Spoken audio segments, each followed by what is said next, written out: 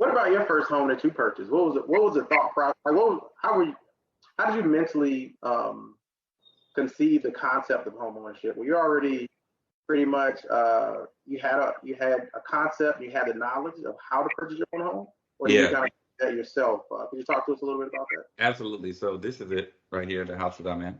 Technically not my first home, but you know what I mean, the first home I purchased. But my parents have purchased homes that I've been in before. So I've already had a privileged point of view. My parents always owned real estate. And as they put it, literally, they were like, yeah, we made a lot of money working. We made a lot more money in real estate. This is exactly what they did with their hands. And I was like, okay. But I always saw them purchasing things. And what they did was they leveraged one another. So both of them had like computer science degrees. I think one was computer science, one was engineering. And so what they did is they both had good salaries. So one of them would go purchase a home based on their salary solely. They wouldn't combine income. And then the other one would go purchase another one. And then they would sell one, roll it into another one, sell one, roll it into another one. And so they were always purchasing real estate. So they were like, oh, we bought a place in Vermont. Oh, we bought a place in, you know what I mean, in this part of Florida. We bought a place in North Carolina.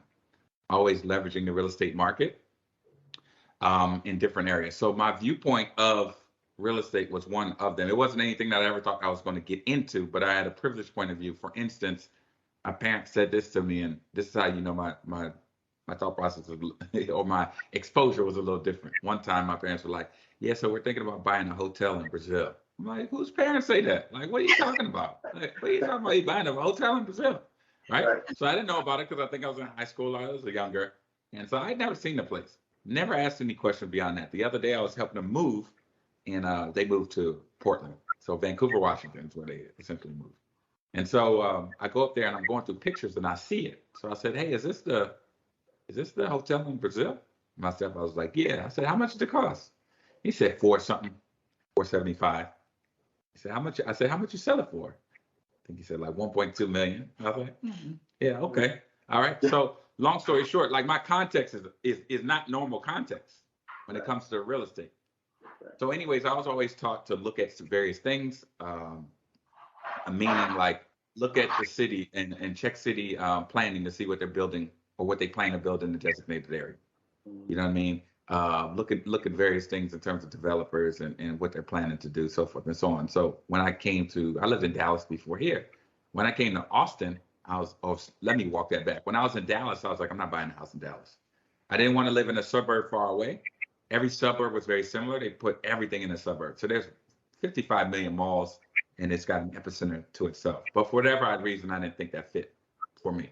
When I came to Austin, I was like, oh, I could buy a piece of property that's not that far from downtown and still have close access. To me, that makes a lot of sense, and that makes it lucrative for appreciation. Then I went in and looked at city planning to see what they were planning to build around where I was looking at purchasing the home. And what they planned to build was a 10-year plan that was twice the size of this major development that was in the middle of the city. So I was just like, I'm buying a house there. All I got to do is sit and wait. And then when I purchased that home, I purchased a home with the intent of looking at what the next person would want. I have space that I don't need because it's not for me. I was like, okay, so how do I make this a viable product for the next person who plans to purchase it? Because I don't think that I'll be here for the rest of my life. And so that was even a thought process in picking the size of the home because it's in preparation of. And even to that point, when I was picking things for the house, I literally was on the phone with my parents like, hey, does this add value or does this not add value? And they'd be like, no. I was like, I don't want it. Does this add value or this add value? Yes, put that in there. I'm dead serious. You know what I mean? So that's why my viewpoint is different. But what I took from that is that level of guidance, especially when it's dealing with African-American culture and a system that traditionally has not been beneficial for us. Like when we look to get into said system, like we need guidance. Like I need somebody who walks with me along the way because that provides comfortability and it makes me feel safe. It makes me feel like I'm not being taken advantage of. And that's something we baked into what we're doing. We're like, okay, so we're not just going to give you a class and move on. Like we're going to walk with you the whole way. And we're going to provide resources to walk with you the whole way. With people who you know and you're comfortable with, because the likelihood of you being successful is higher. If everybody has someone who they can pick up the phone and say, hey, they got this thing on this document. I don't know what this is. And the person's like, no, that's just nothing. All that is 1, 2, 3, 4, 5. Thank you. Click and move on. right? And Yep. so that's the learning process that helped me or helped us kind of incorporate that. And we ask that question via customer discovery when we're dealing with individuals. We're like, hey, would you prefer a class? Would you prefer a guide to walk you through? Or would you prefer both? And for us during customer discovery, they more often than not say they want both.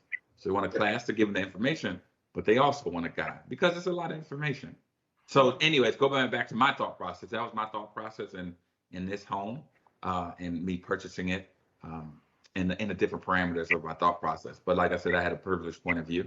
That's not everybody's point of view, but the objective is to begin to provide that point of view for other people.